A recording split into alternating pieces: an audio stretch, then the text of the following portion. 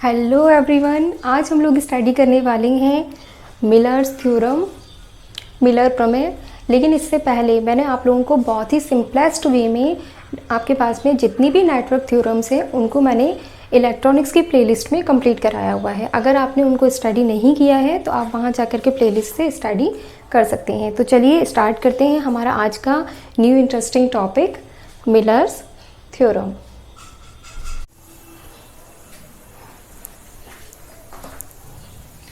हाँ देखिए, जो आप लोगों के पास में मिलर्स थ्योरम है, मिलर प्रमेय, उसका क्या स्टेटमेंट है पहले हम लोग वो देख लेते हैं।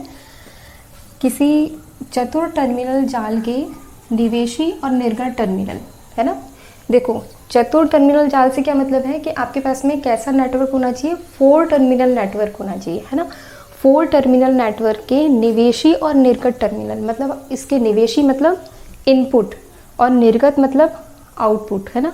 निवेशी और निर्गत टर्मिनल, इनपुट और आउटपुट टर्मिनल के मध्य एक प्रतिबाधा Z लगी हो, एक इम्पीडेंस क्या लगी हुई है, Z लगी हुई है। तो सबसे पहले तो हम क्या करते हैं, यहाँ मैं ले लेती हूँ एक नेटवर्क, ये मैंने ले लिया एक नेटवर्क, ठीक है।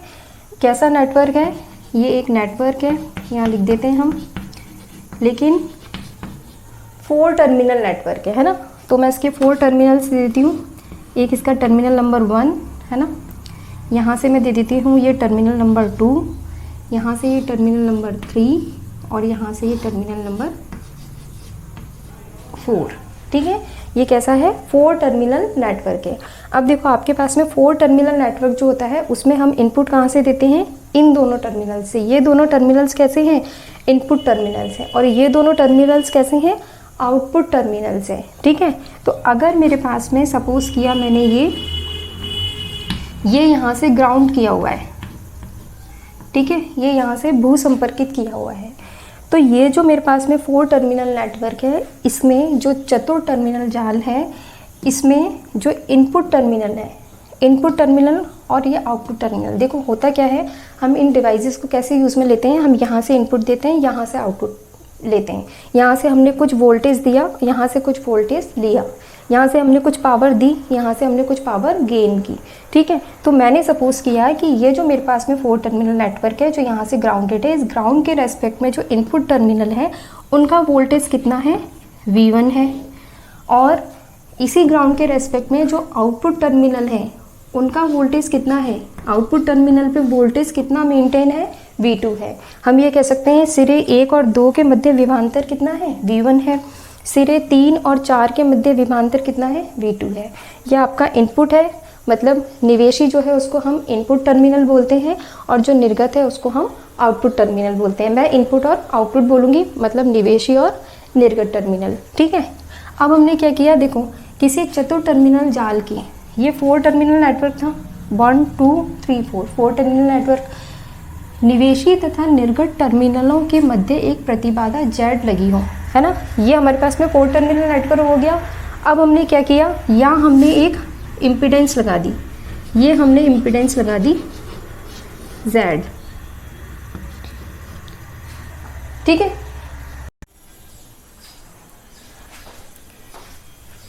हाँ देखिए, ये इम्पीडेंस Z जो हमने लगाया है, ये आपके पास में रेजिस्टेंस भी हो सकता है ना, कोई इंडक्टेंस भी हो सकता है, कोई प्रेरत्व L भी हो सकता है, या आपके पास में कोई कैपेसिटेंस भी हो सकता है, संधारित्र भी हो सकता है, ठीक है। तो अपने पास में ये RLC में से कोई भी हो सकता है, उसकी हमने यहाँ पे इम्पीडेंस यूज़ की है, हम Z लेकर के चल रहे हैं। जो इफेक्ट करता है पैरामीटर Z इफेक्ट करता है, हम Z लेकर के चल रहे हैं, ठीक है। हमने यहाँ ये इम्पीडेंस Z लगा दी। अब मिलर्स क्या कहते हैं, मिलर कहते हैं अगर आपके पास में ऐसा एक टिपिकल नेटवर्क है ना, तो इस टिपिकल नेटवर्क को हम इक्विवेलेंट सर्किट में कन्वर्ट कर सकते हैं, एक तुल्य परिपथ में कन्वर्ट कर सकते हैं। मैंने इसको एक इक्विवेलेंट सर्किट में कन्वर्ट किया। कैसे कन्वर्ट करना है, सबसे पहले आप Z को हटाकर, Z को हटा दो, यहाँ से Z को एलिमिनेट करना है, मतलब 4 टर्मिनल नेटवर्क तो रहेगा, तो हम फटाफट से 4 टर्मिनल नेटवर्क बना लेते हैं। ये मेरे पास में है नेटवर्क, ठीक है। ये टर्मिनल का, ये अपने पास में इनपुट टर्मिनल 1 और 2, इसके साथ में यहाँ से मैंने आउटपुट टर्मिनल दे दिए इसके 3 और 4, अगेन ये यहाँ से ग्राउंड किया हुआ है, और ग्राउंड के रेस्पेक्ट में यहाँ मेंटेन वोल्टेज V1 है और आउटपुट वोल्टेज V2 है। निवेशी वोल्टेज कितना है, V1 है, और निर्गत वोल्टेज कितना है, V2 है। अब हमें जेड को एलिमिनेट करना है, हमने कर दिया। ठीक है, अब जेड को हटाकर निवेशी टर्मिनलों के मध्य प्रतिबाधा जेड इनपुट तथा निर्गत टर्मिनलों के मध्य प्रतिबाधा जेड आउटपुट। कहने का मीन ये है, ये आपको कहता है कि ये जो जेड इम्पीडेंस है इसको आप एलिमिनेट करके, इसको हटा के आप क्या कर सकते हो, यहाँ पर दो इम्पीडेंस लगा सकते हो। एक इम्पीडेंस आप यहाँ लगा सकते हो, कहाँ पर, निवेशी टर्मिनलों के मध्य। ये जो इनपुट है, इनपुट टर्मिनलों के मध्य यहाँ आप एक इम्पीडेंस लगा सकते हो जो कितनी होगी, जेड इनपुट होगी। ठीक है, जेड, और नीचे नोटेशन मैंने आई दे दिया है। ठीक है, इसी टाइप से इसके साथ में एक इम्पीडेंस और यहाँ लगेगी, ये कितनी होगी, जेड नॉट होगी, जो कहाँ लगेगी, आउटपुट टर्मिनल पे लगेगी। ठीक है, मीन्स मिलर क्या कहते हैं, अगर मेरे पास में एक 4 टर्मिनल नेटवर्क है जिसमें मेरे पास निवेशी और निर्गत इनपुट और आउटपुट टर्मिनल्स के मिड में एक इम्पीडेंस जेड लगी हुई है, तो ये इम्पीडेंस जेड जो है ये इनपुट को भी इफ़ेक्ट करती है और आउटपुट को भी इफ़ेक्ट करती है, और इसके इफ़ेक्ट को हम दो पार्टीशंस में ब्रेक कर सकते हैं सेपरेटली, है ना, बिल्कुल सेपरेट करके हम इसको फर्स्ट में इनपुट में और आउटपुट में ब्रेक कर सकते हैं। कैसे कर सकते हैं, इस जेड को मैंने दो पार्ट्स में डिवाइड कर दिया, एक मैंने इम्पीडेंस इनपुट पर दे दी और एक इम्पीडेंस मैंने आउटपुट पर दे दी।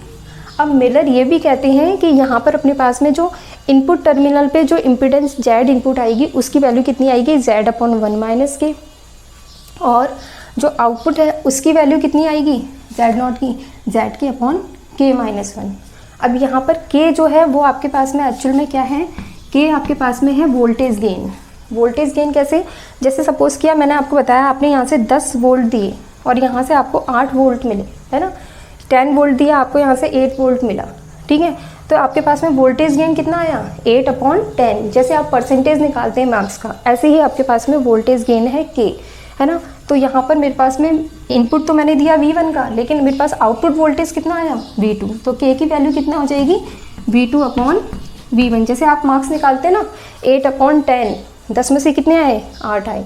ऐसे आपके पास में वोल्टेज गेन कितना हो गया, K = V2/V1। तो ये K अपने पास में यहाँ इस सर्किट के लिए वोल्टेज गेन है। तो यहाँ पर अपने पास में मिलर्स क्या कहते हैं कि अगर मेरे पास में एक 4 टर्मिनल नेटवर्क है, उसमें एक इम्पीडेंस जेड लगी हुई है, तो आप उस इम्पीडेंस जेड को दो पार्ट्स में ब्रेक कर सकते हो और वो दोनों पार्ट्स सेपरेटली इनपुट को और आउटपुट को इफ़ेक्ट करेंगे, जिनको हम क्या नेम दे सकते हैं, ZI और Z0। ठीक है, अब हम लोग कैलकुलेट करते हैं कि हमारे पास में ZI की वैल्यू Z/1 - K कैसे आएगी और Z0 की वैल्यू ZK/K-1 कैसे आएगी। और ये ही अपने पास में प्रूफ होगा किसका, मिलर्स थ्योरम का। तो चलिए स्टार्ट करते हैं प्रूफ ऑफ मिलर्स थ्योरम।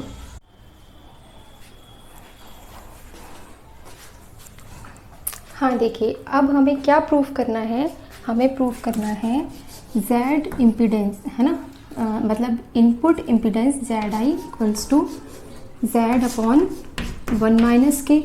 एक तो हमें ये प्रूफ करना है, साथ में जो Z0 है उसकी वैल्यू हमें प्रूफ करनी है कितना, ZK/K-1, है ना। और K की वैल्यू कितना है अपने पास में, K जो है वो आपका है, इसको हम बोलते हैं वोल्टता लब्धि, वोल्टेज गेन, है ना। तो ये आपके पास में कितना है, V2/V1। ये है वोल्टता लब्धि या वोल्टेज गेन।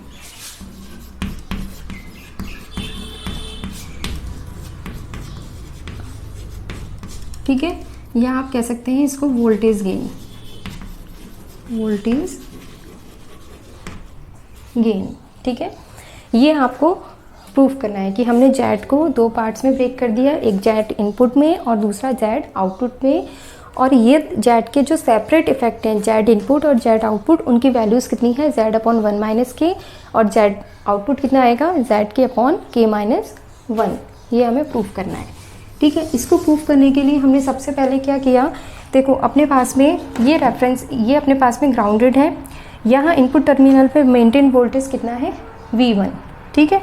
अब मैंने पहले हमने कहाँ रेफरेंस पॉइंट माना, इनपुट पर। पहले मैंने इनपुट के यहाँ खड़े होकर के मैंने देखा कि अगर मेरे पास में इनपुट पर V1 वोल्टेज मेंटेन है, ठीक है, तो इम्पीडेंस Z में V1 के कारण, मेंटेन वोल्टेज V1 के कारण फ्लो होने वाले करंट की वैल्यू कितनी है I1 है। अब मैं गई कहाँ पर, आउटपुट टर्मिनल पर। आउटपुट टर्मिनल पर मेंटेन वोल्टेज कितना है V2, तो आउटपुट के रेस्पेक्ट में V2 वोल्टेज के कारण इम्पीडेंस Z में फ्लो होने वाली करंट की वैल्यू कितनी होगी, I2 होगी। ठीक है। अब इस एक सर्किट के इक्विवेलेंट सर्किट कौन सा है, ये वाला है। तो अब हम इसमें भी देख लेते हैं। देखो यहाँ पर आपके पास में ये यहाँ से ग्राउंड किया हुआ है, ठीक है।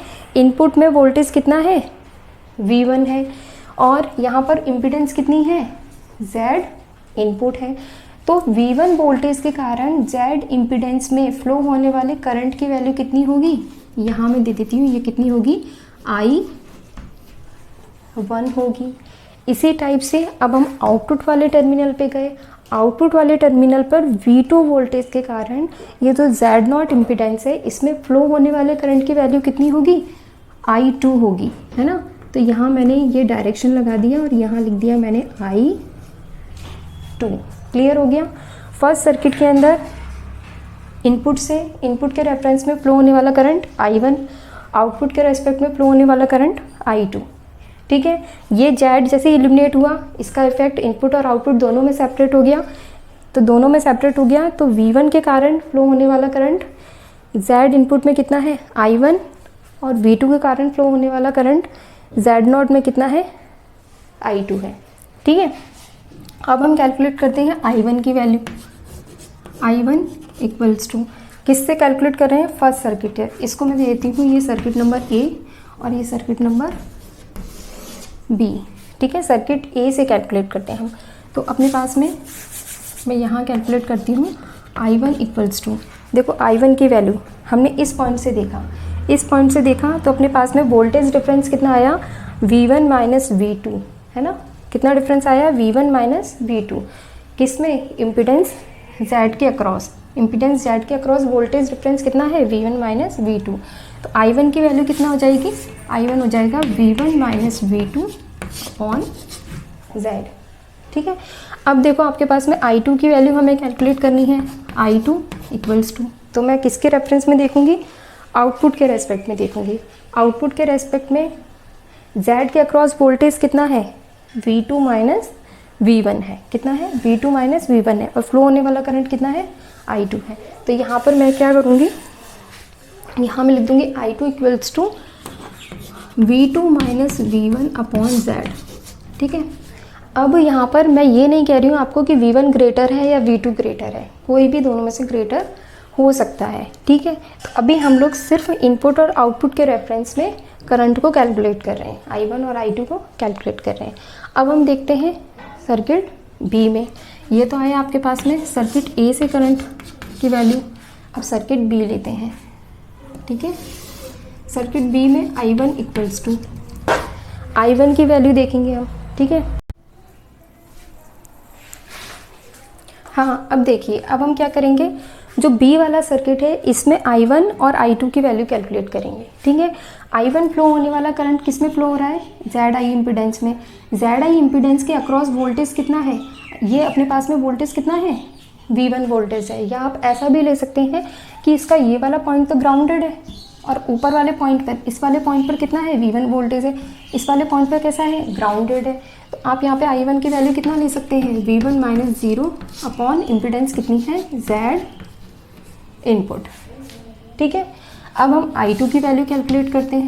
I2 इक्वल्स टू, I2 किस में फ्लो हो रहा है, Z0 में फ्लो हो रहा है। Z0 के अक्रॉस यहाँ तो वोल्टेज कितना है, V2, और यहाँ ग्राउंड होने की वजह से वोल्टेज कितना है, 0। तो हम यहाँ क्या करेंगे, V2 माइनस 0 अपॉन इम्पीडेंस कितनी है, Z0। ये आपके पास में इक्वेशंस किससे आई, सर्किट B से आई, है ना। B वाले सर्किट से ये आ गई। ठीक है। अब ये सर्किट इसके इक्विवेलेंट है, तो हमें क्या करना चाहिए, हमारे पास में this I1 equals to this I1, यही होना चाहिए। This I2 equals to this I2, तो हम क्या करेंगे, इन दोनों इक्वेशंस को इक्वल कर देंगे, बाद में इन दोनों को भी इक्वल कर देंगे।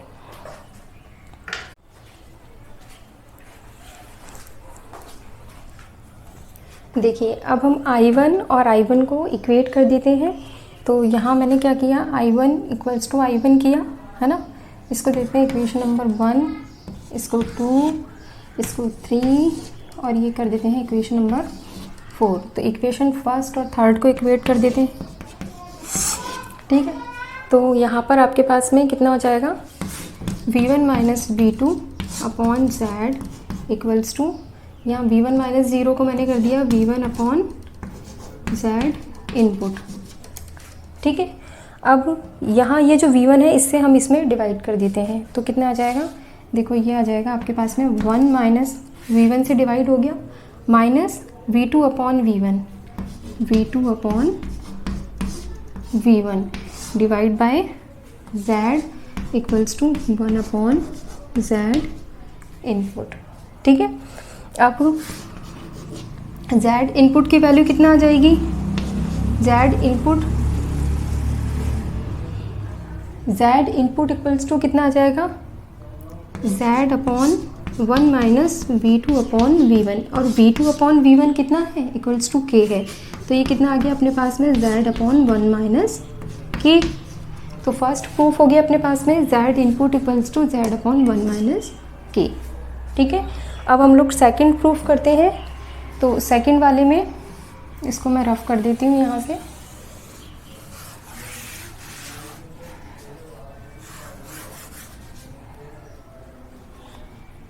देखिए अब equation second equals to equation 4 करेंगे, है ना। I2 इक्वल्स टू I2, तो कितना हो जाएगा V2 minus V1 upon Z equals to V2 upon Z naught, V2 upon Z naught. अब आपने क्या किया, V2 से डिवाइड किया इन दोनों में, तो यहाँ कितना आ जाएगा, V2 divide by V2 1 minus V1 upon V1 upon V2 divide by Z equals to 1 upon Z naught, ठीक है। फर्दर सॉल्व किया हमने, Z नॉट की वैल्यू कितना आ गई, Z upon 1 minus V1 upon V2, ठीक है। इसको और सॉल्व किया तो Z naught equals to Z 1 minus V1 upon V2 कितना होगा, 1 अपॉन K, है ना। K की वैल्यू कितनी है, V2 अपॉन V1, तो यहाँ हमने कर दिया 1 अपॉन K। एलसीएम लोगे आप तो कितना हो जाएगा, ZK अपॉन K माइनस 1, ये Z नॉट की वैल्यू आ गई, ठीक है। इसका मीन्स क्या है, हमने मिलर थ्योरम को प्रूव कर दिया। हम Z इम्पीडेंस को दो पार्ट्स में डिवाइड कर सकते हैं, एक Z इनपुट में और एक Z आउटपुट में, जिनकी वैल्यूज़ कितनी होगी, Z अपॉन 1 माइनस K, और Z नॉट की वैल्यू कितनी होगी, ZK अपॉन K माइनस 1, जहाँ अपने पास में वोल्टेज गेन K कितना है, V2 अपॉन V1।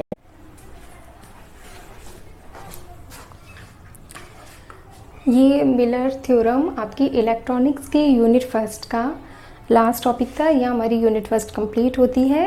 मिलते हैं नेक्स्ट वीडियो में नेक्स्ट टॉपिक के साथ में। तब तक के लिए आप अपनी पढ़ाई करते रहें। All the very best, bye bye.